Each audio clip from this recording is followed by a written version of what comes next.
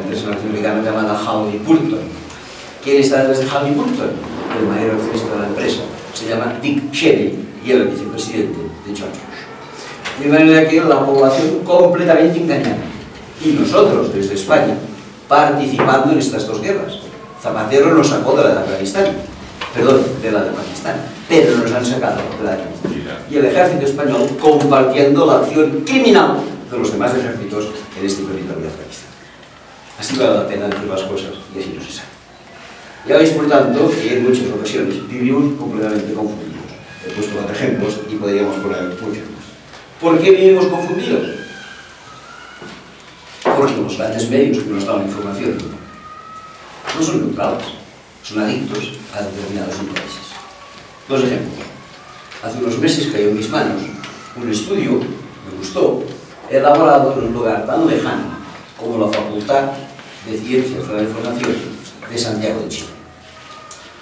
Este estudio hacía referencia a algo bien interesante, a los 12 más medias más importantes que funcionan en Estados Unidos. 12 más media que, como sabemos, generan una casi opinión pública mundial. Me refiero pues, a Washington Post, a New York Times, a la CNN, a Rupert Murdoch, a Walt Disney, a Times Warner, etc. Nos daba el detalle de quiénes eran estos 12 grandes medios de comunicación y quiénes gobernaban. En cada uno de estos 12 medios de comunicación había, por hacer números redondos, 15 miembros en sus respectivos consejos de administración. Esto significa 12 medios a 15 personas, 180 personas. Y el estudio precisamente hacía referencia a quiénes eran estas 180 personas. De 20 de ellas decía ignorar todo, no sabía nada. Pero de las otras 160 nos daba todo tipo de detalles. Y una por una, todas ellas, sin excepción, además de ser responsables de medios de comunicación en Estados Unidos, todas ellas eran directivos de la industria del petróleo, directivos de la industria de armas, directivos de la industria del automóvil, directivos de la industria química, directivos de la industria farmacéutica, etcétera, etcétera. No eran personas neutrales. Todas ellas eran aquello que se decía en mi juventud.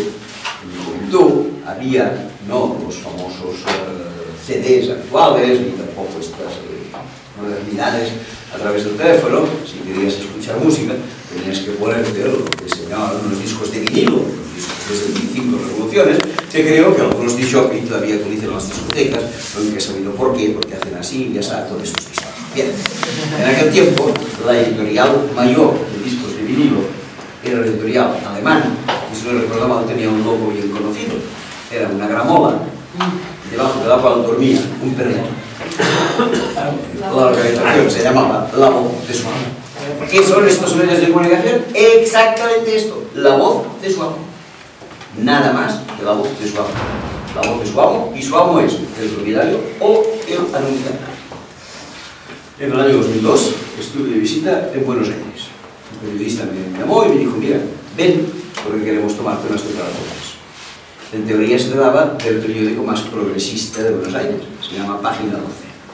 Y cuando ya a la mañana siguiente me dirigí hacia el periódico, me llama y me dice, no vengas, se ha suspendido la entrevista. ¿Y por qué se ha suspendido la entrevista?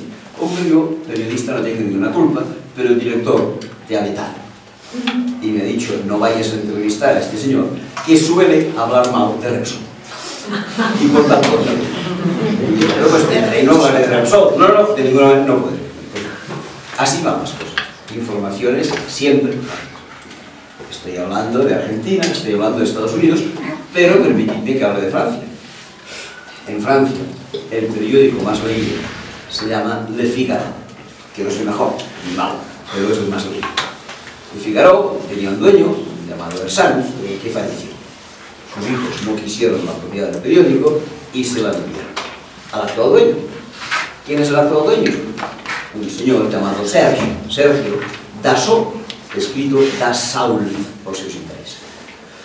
Podemos acudir a Wikipedia, ver quién es el señor Dassault y nos damos cuenta que en primer lugar es el mayor fabricante de aviones de combate.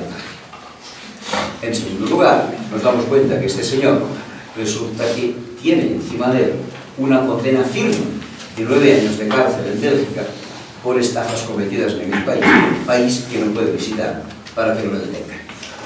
Y finalmente, la tercera característica que nos explica de este señor es que hace escasos meses fue destituido de la alcaldía de su pueblo, un pueblecito cercano a París, llamado Corbeil-Essonnes, porque se demostró que el hombre había manipulado el voto para hacerse elegir alcalde. Pues bien, esta figura ejemplar, que es el primer fabricante de aviones de combate en Francia, que está condenado a 9 años de cárcel por esta condena y que manipula los votos en su pueblo, este señor hoy en día es el amo y señor del mayor periódico de Francia. Así están las cosas. ¿Qué serán los franceses que lean algo que está en manos de este señor? Nada, nada. Pero cuidado, todas las cosas tienen historia. El señor Dassault es hoy en día el dueño del Figaro, pero tenía un padre. ¿Y quién era el señor Dassault padre?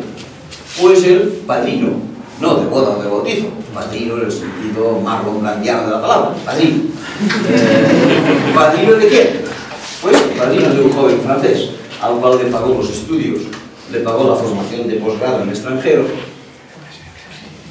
le pagó los primeros trabajillos que el chico hizo al país de la Francia, después le dijo, ahora espabilate, mira de ganarte bien la vida y ya me devolverás los favores prestados. El joven ha crecido y creo que le ha devuelto de sobras los favores prestados. El joven no es tan joven, es un jubilado llamado Jacques Chirac. Así están funcionando las cosas. Pero cuidado, el señor Dassault hijo, que es el dueño del Figaro, el señor Dassault padre, que es el padrino de Chirac, cuentan también con el señor Dassault abuelo. Pero cuidado, el señor Dassault abuelo no se llamaba Dassault, se llamaba Bloch, B-L-O-C-H. Os preguntaréis por qué en la Bloch pasa de tener un hijo que se llama Droch. Es que sería el abuelo materno, no, es el abuelo paterno. Pero se llama Bloch y su hijo se llama Dassault. ¿Y por qué el padre se llama Bloch y su hijo se llama Dassault? Bueno, porque Bloch era un hombre judío. Y en aquel tiempo, ya sabéis que les gusta mucho identificarse, y hasta aquí completamente bien, que cambie su apellido si no quiere demostrar que es judío. Pero entonces el hombre tenía que elegir un nuevo apellido. ¿Y qué apellido buscó? Dassault. ¿Y por qué buscó el apellido Dassault? Bueno, porque el abuelo no se dedicaba, igual que el padre y el hijo, a los aviones de combate. En su época no había aviones de combate, había muy pocos. Lo que pasaba eran carros de combate, de los cuales, por cierto, este señor Bloch, alias Dassault, fue el primer suministrador de Francia durante la Primera Guerra Mundial. Pues bien, este señor tuvo que buscar un apellido, porque no se quería llamar Bloch nunca más. ¿Y qué escogió? El apellido Dassault. ¿Por qué? Porque en Francia un carro de combate se llama un char d'assaut, igual que nosotros le llamamos un carro de asalto. Al señor le gustó tanto esto que hacía, que era construir carros de combate, que se cambió el apellido y en lugar de llamarse Bloch, se pasó a llamar señor carro de combate. El señor carro de combate, después de su hijo y después de su nieto, hoy en día el nieto es el dueño del mayor periódico. Solo unas pequeñas notas para que veáis cómo vivimos en un mundo completamente inmerso. Por favor, no os creáis nada, de nada, de nada, de nada de lo que dicen los periódicos ni lo que digo yo. También. Críticos en todos los sentidos y ver un poco qué es lo que son. Por ahí irían las cosas. Y diréis, ¿y podemos hablar? Claro que podemos hablar. Hoy en día las nuevas tecnologías nos ofrecen posibilidades de tener información en muchos ámbitos, por descontado.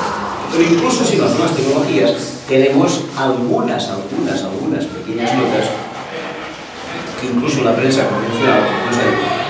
Así como os he dicho, el periódico de Figaro es malísimo, os puedo decir que otro periódico francés que se llama Le Monde es buenísimo. ¿Y por qué es buenísimo? Porque tiene una ventaja. No tiene, o no tenía, hace pocos meses apareció esta calidad, no tenía propietarios. Como puede un periódico no tener propietarios, tenía propietarios, pero no era gente que fuera, eran sus propios periodistas.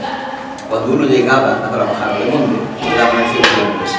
Y cuando se jubilaba, sus acciones pasaban al periodista que le sucedía. No tenían dueños que marcaran su vida de vida. Ahora, por descontado, ya no tienen capital los periodistas para financiar las grandes inversiones del periódico, ya han tenido que pedir la ayuda de alguien que les ha financiado en este momento una parte importante, no sé si definitiva, del periódico. Este señor, que es el que ahora ha intervenido, de momento, desde hace 2 años, sin tratar de mantener mal al periódico, es un señor, Paul, no me acuerdo su apellido, pero fácil de identificar. Este señor es el viudo de un matrimonio homosexual en el que falleció su esposo, un hombre riquísimo de Francia, llamado Yves Saint Laurent. Pues bien, el viudo del modisto Yves Saint Laurent hoy en día es el dueño, o por lo menos el accionista principal, del periódico Le Monde. Pero hasta la llegada de este señor, el periódico estaba 100% en manos de los periodistas. Y te daba informaciones preciosas. Y pondré una como ejemplo. Algunos de vosotros procedéis de Galicia. Y como bien sabéis, en Galicia, debe hacer 5 o 6 años, embarrancó un buque llamado Prestige y empezó a llenar de porquerías todas las rías gallegas. Aquel día aprendí que a esta porquería se le llamaba chapapote, cosa que yo no sabía. Pues bien, todos los periódicos diariamente nos explicaban cuántos metros cuadrados de chapapote inundaban las rías gallegas. Bien, la información no está mal, pero tampoco es una información demasiado interesante. A mí lo que de verdad me interesaba sobre el arranque del Prestige no era cuántos metros de chapapote había, sino quién era el desvergonzado propietario del petróleo del Prestige que lo había hecho viajar sin ninguna condición de vista. Porque el Prestige tenía 3 problemas, frutos todos ellos de la mala administración del dueño del petróleo. Primer problema, el Prestige era un buque que no tenía doble casco. Yo no sé si sabéis que los buques que transportan petróleo están obligados a tener un doble casco. Si un casco tiene un accidente o lo que sea, que haya un segundo casco que lo proteja. Pues bien, el Prestige no tenía un doble casco, solo tenía un único casco. Situación inverosímil, porque el ministro de Fomento de la época se llamaba Álvarez Cascos. Lo más importante. Segundo, el buque Prestige tenía 22 marineros que no tenían ni la más remota idea del traslado del petróleo. Los 22 marineros habían sido enrolados, los 22, en Letonia 15 días antes del accidente, procedentes de distintos servicios, y no tenían una práctica en traslado de petróleo. De manera que cuando se produjo el accidente no sabían qué hacer. El único que tenía una cierta experiencia era el capitán. Este sí, que como que era el capitán del buque, sabía lo que se hacía. Y por tanto este fue, evidentemente, el único que cargó con las culpas. Y fue, si lo recordáis, el único que entró en la cárcel. Este señor ejerció de lo que se llama cabeza de turco. Situación inverosímil, porque el señor era griego, pero de todos modos bien, ¿qué sucede? Que para mí lo sorprendente era quién es el dueño del petróleo, que además era tan tacaño que no había contratado ninguna póliza de seguros, de manera que no se pudo indemnizar a las víctimas de la accidente. Para mí la pregunta es, ¿quién es el dueño del petróleo? Nadie me decía nada.